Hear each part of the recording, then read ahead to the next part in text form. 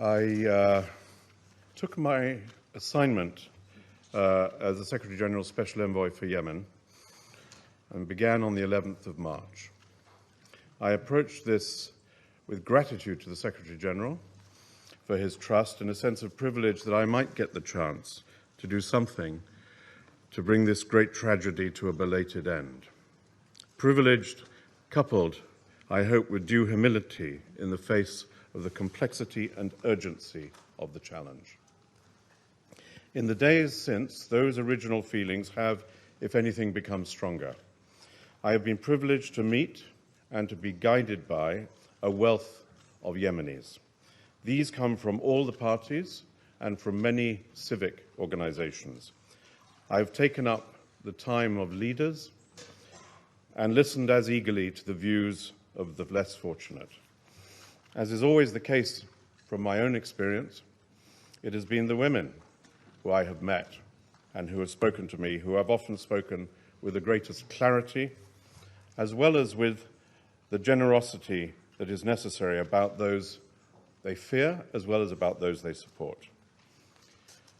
Public comment on Yemen, like on any other international tragedy, is copious and sadly often vituperative.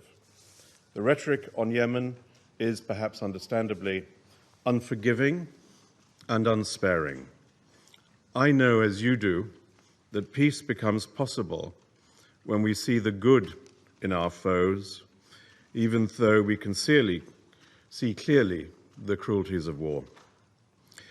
My emphasis on listening to and engaging Yemenis above all other priorities is not an idle decision. We know that resolving Yemen's conflict may only come from an agreement among its leaders to put aside their differences and for them to agree to deal with them, not through battle, but through dialogue and debate. To put Yemenis first, therefore, is not merely proper and right, it is the only way we will find peace. In my experience of trying to resolve conflicts, I've learned to take people at their word. To trust, yes, but also to verify. We should take on trust the assurances we hear, even as we know that the ultimate test is what they will deliver in practice.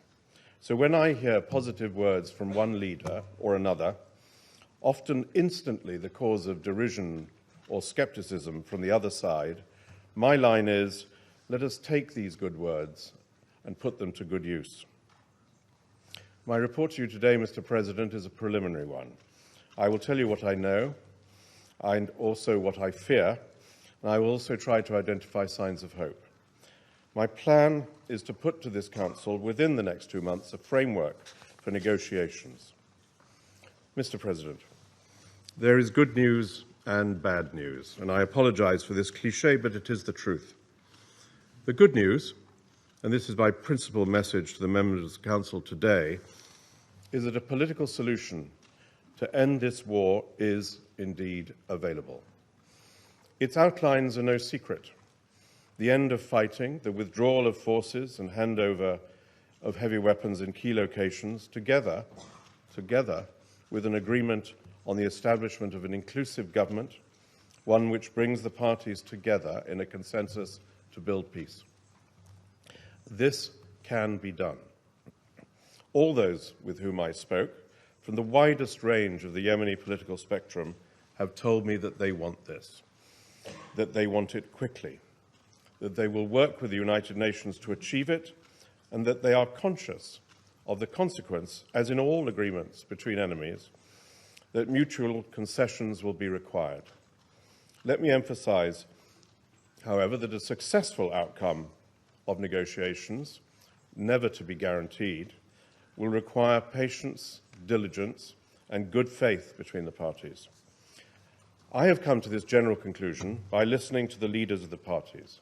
I have assured them that what the Secretary-General wishes and what this Council requires is also what all Yemenis want: a stable and secure Yemen with a government accountable to its citizens. I'm grateful to President Hadi for his time, his patience, and his willingness to put the concerns of his people first. His government has spared no effort to to ensure I understand their positions, their needs, and their willingness to engage. I count on their support, which is essential for the success of this endeavour. I was also encouraged by my meeting with the leadership of the Ansar Allah movement in Sana'a. They assured me that their movement wants an end to this war and will cooperate with the United Nations to make this happen. This message was also repeated to me in several other encounters I was privileged to have with other senior Ansar Allah leaders. I'm greatly encouraged by this constructive attitude. I've heard similar views from the leaders of an exceptionally wide variety of Yemeni political parties, and I'm grateful to them too. I have not yet visited the south, but I have started to meet southern groups. The conflict has, as you can imagine, brought about major changes on the ground in the southern governorates and has made the long-standing frustrations and aspirations of southerners more prominent.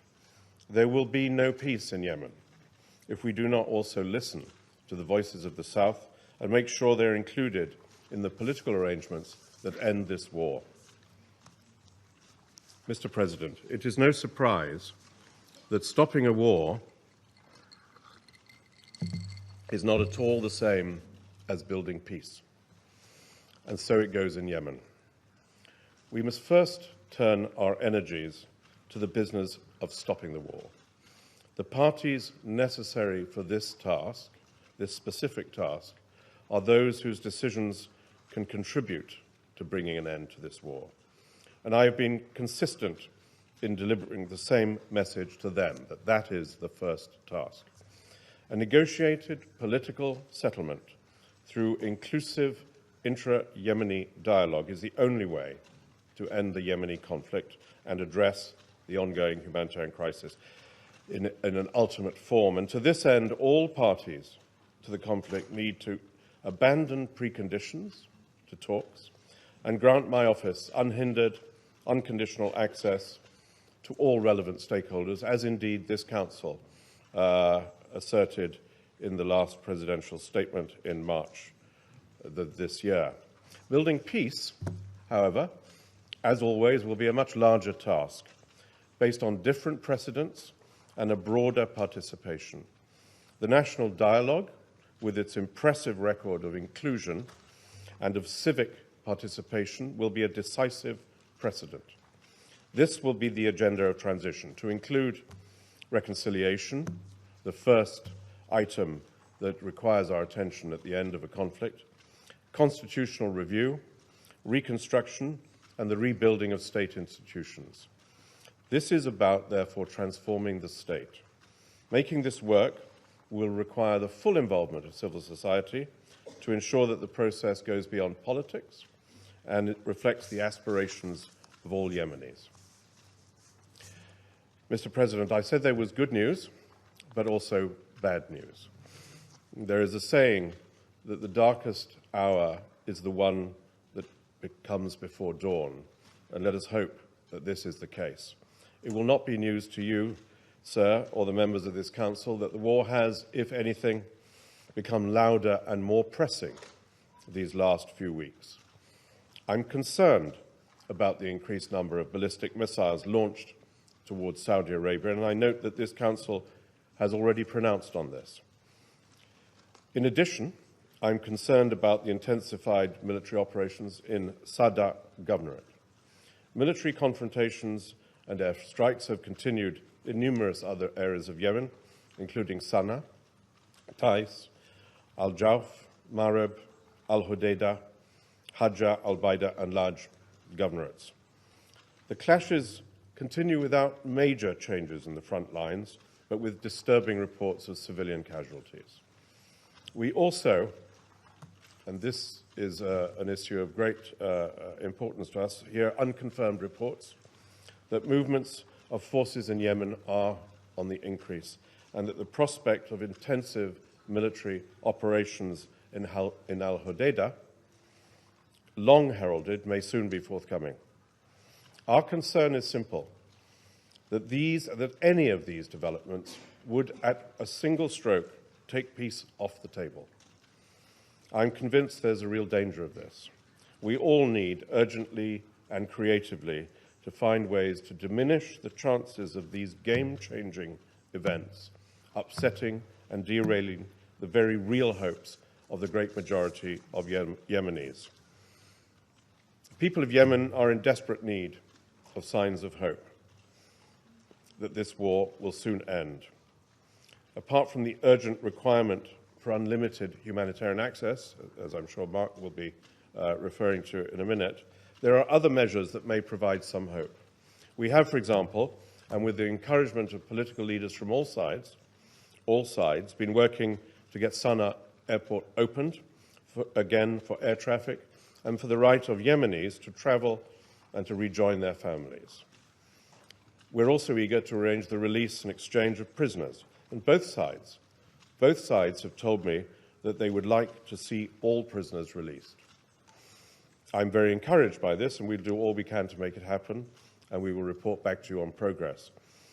We're also very concerned on the issue of detentions by all sides. We know from experience elsewhere that the arbitrary and widespread detention of civilians in armed conflict is both a terrible abuse, but also a fundamental impediment to the recovery of a stable society and the need for reconciliation, which is so central to peace. These are important issues, confidence-building issues as they're referred to. Even more important, if I may, is the heroic work being done daily by humanitarian agencies in Yemen under the leadership of Mark and of my good friend and colleague Lise Grandi. The members of this council know better than I do the strategic importance of stability in Yemen. This is of primary importance for its people, for its neighbours, and for the wider international community. This can only be achieved by ensuring a stable Yemen, where finally terrorist activity can be focused on and eliminated, and where the safety of the sea lanes can be relied upon. Making this happen requires an effective synergy between mediation, where I have a role, and diplomacy, where you do. Mediation without the backing of diplomacy will certainly fail. We will do whatever we can to find agreements that work between Yemenis, but it is for the members of this Council and other member states from time to time to put the force of international opinion behind these agreements. And your unity, sir, and your resolve will be decisive. Thank you very much.